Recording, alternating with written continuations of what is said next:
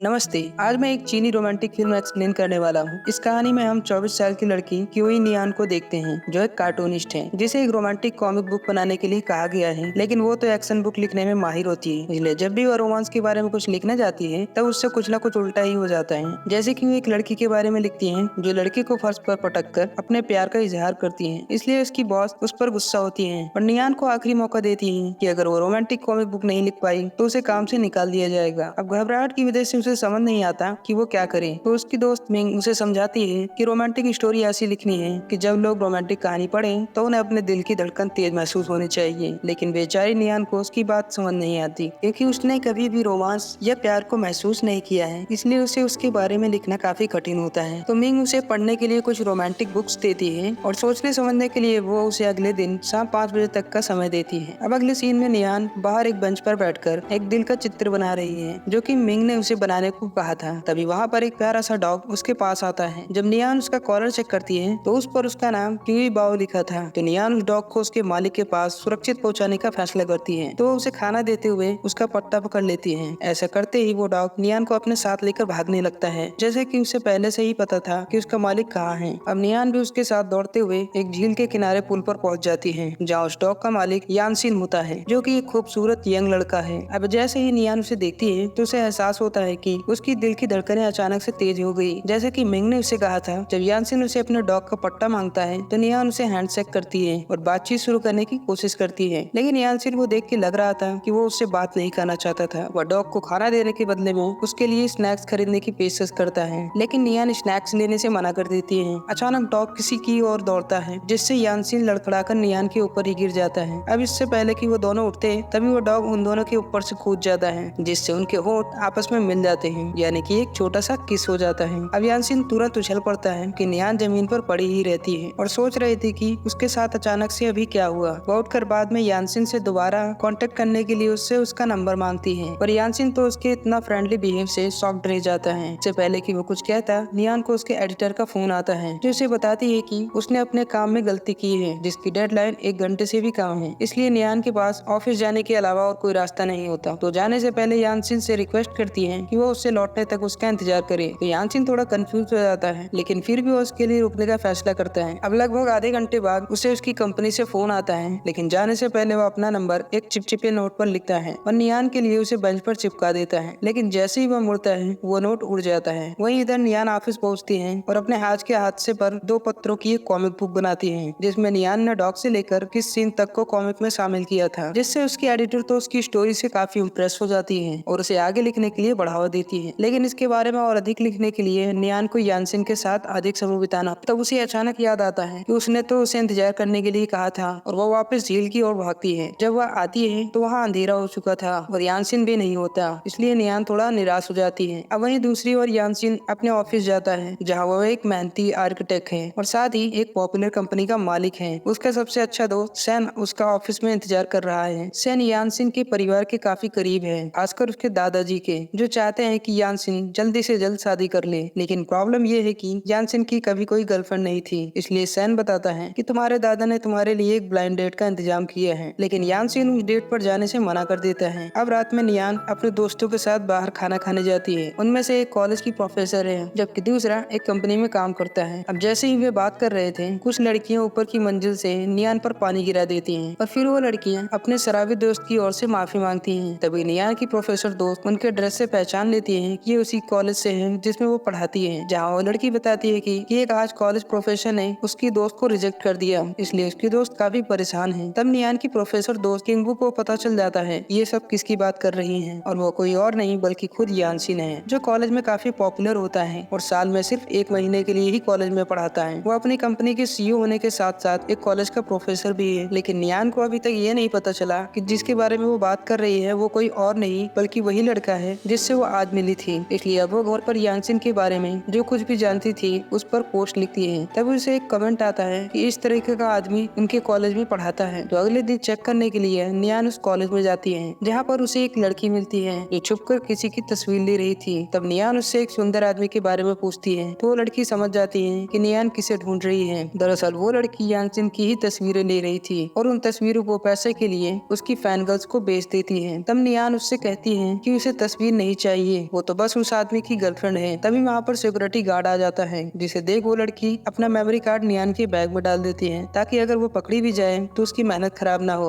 अब नियान भी क्लास में जाकर बैठ जाती है, जहाँ पर यानसिन प्रोफेसर के रूप में आता है, जिसे देख नियान उसकी ओर हाथ हिलाती है, लेकिन यानसिन उसकी ओर ध्यान नहीं देता। तभी नियान एक पोडियम पर एक पहेली बॉक्स को देखती है और उसे पता चलता है कि हर साल यानसिन अपने स्टूडेंट को पहेली को हल करने के लिए चुनौती देता है और जो इसे हल करता है वो उससे अपनी इच्छा अनुसार कुछ भी मांग सकता है। लेकिन यानसिन को पूरा भरोसा है कि इसे कोई भी सॉल्व नहीं कर सकता। अब क्लास के बाद सभी लड़की बारी बारी से इसे सॉल्व करने की कोशिश करती हैं, लेकिन सभी फेल हो जाती हैं। अब कुछ मिनट बाद यानसिन देखता है कि नियान ने बॉक्स की पहेली को सॉल्व कर लिया, जिससे वो हैरानी से उसे अपने ऑफिस में बुलाता है, जहाँ नियान को उसके बैग में मेमोरी कार्ड मिलता है, जिसे निकालते हुए यानसिन देख लेता है और इसे अपने कंप्यूटर से जोड़ता है, जिसमें उसी की ही तस्वीरें होती हैं। नियान उससे कहती है कि ये मेमोरी कार्ड मेरा नहीं है, लेकिन यानसिन को उस पर यकीन नहीं होता। वो उससे पूछता है कि उसने उस बॉक्स को कैसे सॉल्व किया, तो नियान उससे कहती है कि उसके पिता एक आर्किटेक्ट थे, इसलिए इस तरीके के बॉक्स उसके घर में हमेशा पड़े रहते थे, इसलिए वो जानती है कि वो कैसे काम करते हैं और वो इसे सॉल्व करने का एक दूसरा तरीका भी बताती है। ये देख यानसिन उससे इम्प्रेस हो जाता है और नियान उससे इनाम के रूप में खुद को उसका असिस्टेंट बनाने के लिए कहती है ताकि वो उसके करीब रह सके। यानसिन मान जाता है, लेकिन एक शर्त रखता है कि अगर वो अपना नाम उसे 7 दिन के अंदर याद नहीं दिला पाई तो उसे असिस्टेंट की नौकरी छोड़नी पड़ेगी। नियान को लगता है कि ये काम तो आसान है, लेकिन वो नहीं जानती थी कि यानसिन को अपने सबसे अच्छे दोस्त का नाम भी याद नहीं। दरअसल उसे किसी के भी नाम याद नहीं रहती। अब नियान उसका ये चैलेंज एक्सेप्ट करती है। वही बाद में वह मिंग को यानसिन के साथ अपनी सारी बात बताती है। कॉमिक के कुछ और पन्ने भी लिखती है। मिंग नियान की स्टोरी से काफी इम्प्रेस होती है और उसे यानसिन का असिस्टेंट बने रहने के लिए कहती है। अब काम पर पहले दिन नियान यानसिन के पीछे चलती है और उसे पूरे दिन का शेड्यूल बताती है। वो उसे अपना नाम बताने की कोशिश करती है, लेकिन वह बार बार उसे उसके आईडी नाम से ही बुलाता है। जैसे ही वह सीढ़ियों पर बात करते हैं, एक लड़की उनका पीछा करते उनकी तस्वीर खींच लेती है, जिसे यानसिन नोटिस कर लेता है और वो उस लड़की को भटकाने के लिए नियान के करीब आ जाता है और मौका मिलते ही वो उस फोटोग्राफर वाली लड़की को पकड़ लेता है, जो कि कोई और नहीं बल्कि उसकी चचेरी बहन जीक्यू है। वो उसका कैमरा ले लेता है और उसे नियान से माफी मांगने के लिए कहता है, क्योंकि उसने चोरी से नियान के बैग में मेमोरी कार्ड छुपाई थी। जीक्यू ऐसा करने से मना कर देती है, लेकिन जब यानसिन उसे कैमरा वापस करने की कहता है तो माफी मांगने की तैयार हो जाती है। अब अगले सीन में यानसिन क्लास में जाता है, जहाँ नियान उसे पोडियम के नीचे देखती है, जो उसे अपना नाम वाली एक नोटबुक दिखाती है, जिससे उसे उसका नाम याद रहे। लेकिन यानसिन तो उसे किस करने लगता है। तभी नियान जाग जाती है और उसे एहसास होता है कि ये तो सिर्फ एक सपना था। अगली बार वो अपने सपने को सच करने के लिए मंच के नीचे छिप जाती है, लेकिन यहाँ तो सपने का उल्टा हो जाता है। यानसिन ने तुरंत उसे बाहर आने के लिए कहा और उसे सीट पर भेज दिया। फिर भी नियान लगातार उसे अपना नाम याद दिलाने की कोशिश करती रही, यहाँ तक कि वह एक शर्ट पर अपना नाम लिखवाती है और उसके लैपटॉप की वॉलपेपर को अपने चेहरे से बदल देती है। फिर भी वह उसे सिर्फ आईडी नंबर से बुलाता है, जिससे वो बहुत चिढ़ जाती है। अब एक दिन उसे बताया गया कि कंपनी के काम से यानसिन एक सप्ताह के लिए कॉलेज नहीं आएगा, लेकिन उसने अपनी जगह पर उसके लिए बहुत सारे काम छोड़े हैं। नियान अब परेशान हो जाती है, क्योंकि जब वो एक सप्ताह के बाद वापस आएगा तब तक वो उसका नाम भूल चुका होगा। लेकिन उसकी चचेरी बहन से बात करने के बाद उसे पता चलता है कि यानसिन के लिए उसका रेपुटेशन सबसे ज्यादा मायने रखता है, इसलिए अगले दिन से वह उसकी गैर हाजिरी में एक टीचिंग असिस्टेंट के रूप में अपना सबसे बेस्ट प्रदर्शन करती है। जब यानसिन एक सप्ताह बाद वापस आता है तो चौकीदार से लेकर टीचर तक हर कोई उसके सामने नियान की तारीफ करता है। बाद में दोनों बाहर बारिश में मिलते हैं, जहाँ नियान को उम्मीद है कि वो उससे अच्छा काम के लिए उसकी तारीफ करेगा, लेकिन काफी मेहनत करने के बाद भी वो उसे एफ देता है, यानी कि फेल। अचानक एक गुजरती हुई कार उन पर पानी फेंकती है, जिससे वो दोनों पानी में भीग जाते हैं। तो उसकी हेल्प करने के लिए यानसिन नियान को स्टाफ रूम में लाता है और उसे कुछ सूखे कपड़े बदलने के लिए देता है। अब चेंज के बाद यानसिन नियान को कहता है कि उसे पहले से ही उसका नाम याद है, बस वो उसे अब तक नाम से नहीं बुला रहा था। और अब वो उससे पूछता है कि आखिरकार उसके असली इरादे क्या हैं। नियान अचानक कहती है कि वो उसे पसंद करती है। अब बात करते हुए वो उसके पैरों पर फिसल जाती है और उसके ऊपर ही गिर जाती है। उसे ठीक समय पर यानसिन के दादाजी कमरे में आ जाते हैं, जो उन दोनों को इस तरह देख लेते हैं, लेकिन उन्हें विश्वास नहीं होता